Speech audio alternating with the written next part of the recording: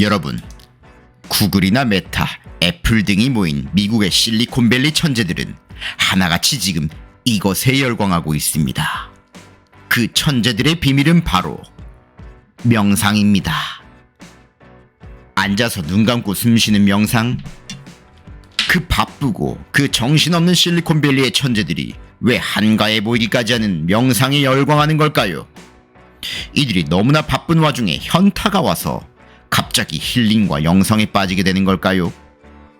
분단위로 천문학적인 돈이 오가는 그 전쟁터의 한가운데서 그렇게 몇 시간씩 인재들이 눈 감고 가만히 시간을 보내는데 오냐 오냐 하며 박수 쳐주는 CEO들은 정말 그냥 사람 좋고 복지 차원에서 그걸 허락해주는 걸까요?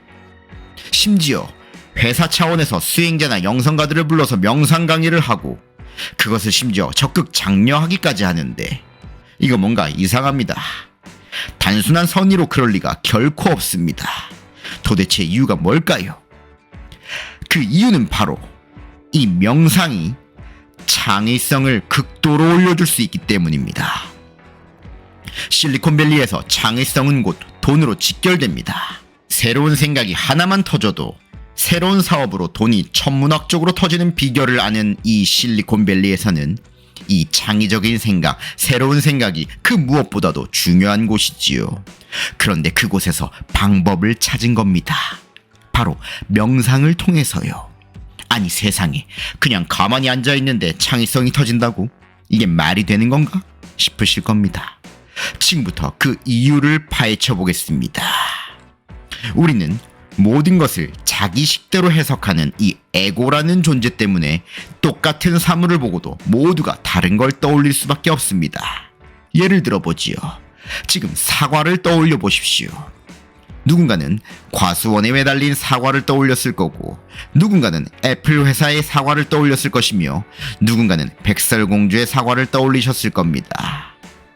이렇게 간단히 알 수 있듯이 우리는 모두 아주 사소한 것부터 아주 거대한 것까지 한 사람 한 사람 각자가 완전히 다른 생각 속에서 살고 있습니다.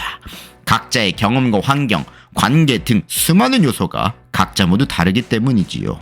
그런데 문제는 우리는 자신이 가진 그 생각에 완전히 사로잡혀 갇혀버린다는 데 있습니다.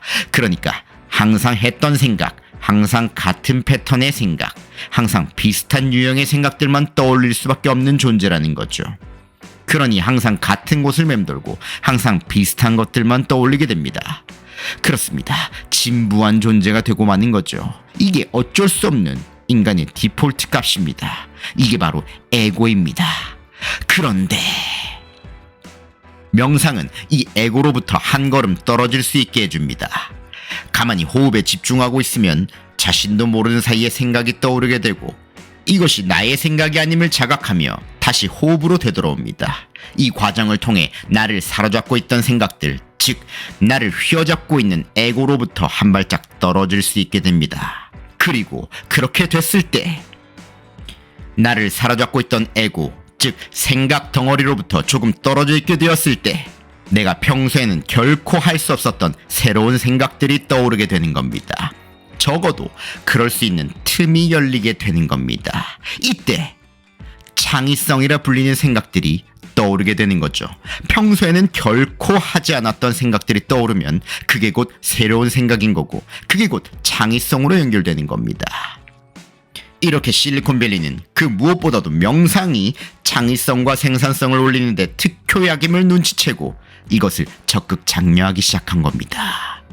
실리콘밸리를 오랫동안 분석한 기자는 이를 일컬어 이렇게도 표현했습니다. 명상은 실리콘밸리가 생산성 향상을 위한 정신적 해킹이라고요. 놀랍지 않나요? 에고로부터의 자유는 이렇게 내면의 평화뿐 아니라 실질적인 도움까지 줄 가능성이 무궁무진한 길입니다. 오늘도 여러분의 자유로운 영혼을 응원하겠습니다. 번뇌 많은 법만이의 소울 PT, 다음 시간에 또 찾아뵙겠습니다.